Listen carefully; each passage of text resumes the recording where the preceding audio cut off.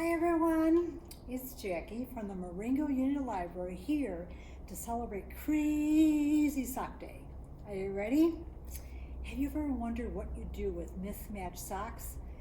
I don't know how it happens, but you put 2 socks or 4 socks in the washing machine, and then when you take them out of the dryer, one has always disappeared. Can you ever figure out what happened to it? So we're going to talk today about the different things you can do with that lone sock. I think if you saw Miss Penny's other video the other day for the kids, you can use the sock for crafts. This one here is a snowman. We just tied it off with a rubber band, add some buttons, and then you have a snowman that does not melt.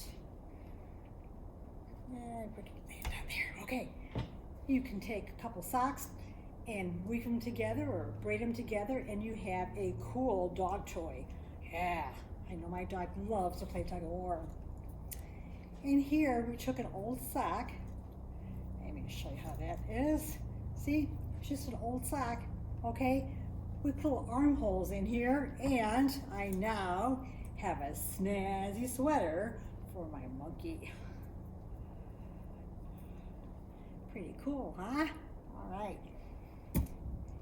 And you could also stuff a sock with rice or some other old socks that don't match, and you can put it in front of your door as a wind stopper, okay? Just kind of put it, all right? Plus, who's gonna wanna come into your house if you've got a snake at the door, right?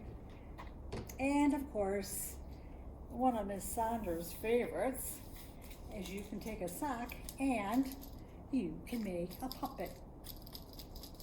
Yes, what do you think about that, huh? Yeah, pretty cool, huh? All right, so let me show you the things that we're going to do for the adult teen craft. Let me grab a chair here and I can show you, all right? All right, I think I'll put monkey over here. Snowman, all right. So, these socks do match, and that's what you're going to get in your kit. You're going to get a pair of matching socks, and you're also going to get some embroidery floss, which you may or may not need. Okay, so the first thing to do, let me show you what we're going to be making today. So like today I wore short sleeves, right? Well, then I got to work and it was cold. So I was able to put on my arm sleeves, all right? They also come in handy if you make some arm sleeves for the summertime, because you can have your arm rested on the window and it'll protect your arm from the sun, won't it? Yes. And then when you get where you're going, you just take off your sock, you know, and there you go, all right? You got your short sleeves back. So let me show you how I did this, okay?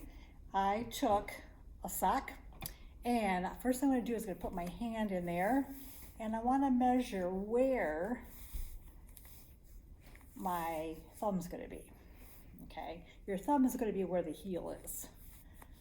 Okay, so I think right about there looks good, right? Okay, so then I'm gonna take my pen here and mark off where I wanna cut. Okay, I will take that off and show you. All right, see, right there is where I decided I'm going to cut off, just right below the toe part. So let me get my scissors here. Flatten the sock out, and then you're going to cut across. There we go. All right, I'm going to check just to make sure that that's going to, actually, take it back. I'm going to cut a little, I don't need to cut out a hole. I just need to cut a little slit, okay? And that's where my thumb's going to be. So now I'm going to try my sock back on, or should I say my arm sleeve back on. All right, okay. That looks like that would work out just fine for my thumb, but it might be a little bit long for my fingers, right? I really wouldn't be able to do anything on the computer with my fingers like that. So you can either keep it extra long like that, or you can do what I did, and you can cut a little bit more off, okay? Or let me show you here. On want to make mine really fancy dancy. But socks, usually, they don't unravel when you cut them. But if you want to make it nice and smooth, what I did was I turned my sock inside out, okay, and then I folded it down, and then I did some stitches. But in order to do that, this is one of my favorite tools for sewing, or fixing things I should say, is I use a light bulb, okay? Because the light bulb then, it keeps the area open, but I can also hold on to it. And so what I'm gonna do here is I'm just gonna fold this part down, and then I'm just gonna stitch around, okay? And that's all I need to do to make it smooth. Or I should say smooth, but just make it an even edge, okay? So you just all the way around, okay? Then tie off your knot, and then if you want to, you can do the same thing for the your thumb hole. Turn my bulb around though. Okay, for this I didn't turn the edge down. I just did like a stitch all the way around. Let me show you how that works. There we go. All right. I just kind of like a, I guess you call it a running slip stitch. I'm not sure if that's exactly what you call it, but that's what I call it. See, and all the way around. And that kind of gives me, kind of smooths off the edge a little bit, all right? Then, take that out, cut my thread there. And ta-da, you ready for this? I now have a pair of arm socks that can keep my arms warm when I get cold, but I can still type on my computer. And this one here, we could have trimmed some more, but again, that's up to you. The one advantage, I suppose, is having a little bit longer is that you can tuck your fingers in there if they get cold. All right, there we go. All right. What do you think? Oops, ta-da, see? And I can just type away. Pretty cool, huh? Another thing I want to tell you that you can do with those mismatched socks, besides the different crafts that we showed you, is that you can make a hand warmer. Now how you do that is I took a sock that does not have holes, but it doesn't have a match. And I'm going to take some rice, and I'm going to take an old toilet paper roll, and I'm going to fill this sock here.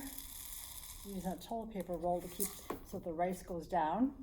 Probably didn't grab enough rice, but pretending like this is maybe about that full. Then I'm going to use some twine. Let's see, I'm sorry, I should say thread. Let's see. Where did my thread go? Well, I will just grab another piece. Okay. Now you don't want to use a twisty tie because that's metal, and what you're going to do to warm these hand warmer up is you're going to put it in the microwave. So you don't want anything metal, but you do want something. Oh, there's no twine. Okay, so actually I think maybe we probably want to do is tie this in a knot first. All right, that'll just kind of give it a little bit. You don't want the rice coming out in your hand. Okay. And then I can just tie that around really, really tight. I'll do that several times. So this, okay, there, I've got that tied. I'll cut off the rest of the thread there.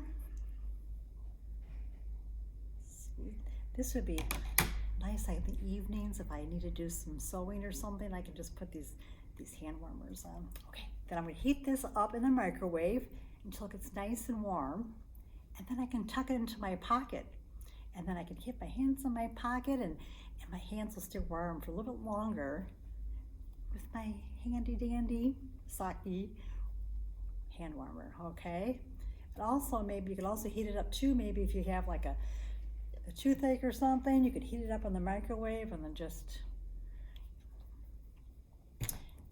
Another trick that you might have picked up on already, maybe everyone knows this already, but I didn't. And that is, if you have a hole in your sock, now, if you just pinch it together, okay, and then sew it up, what's gonna happen? You're gonna have this kind of a rough seam there, right? But if you take out your light bulb, let me get out my thread here.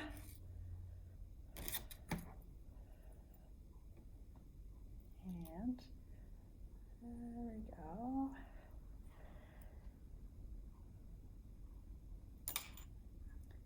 I have a hard time threading needles, so I use a needle threader here, see, just like that. Okay. So I'm just gonna do the thread one. I'm not gonna double it up because I don't want that knots to be too thick under my foot. All right, so here we have a hole. Very quickly, it's like doing surgery on the sock, right?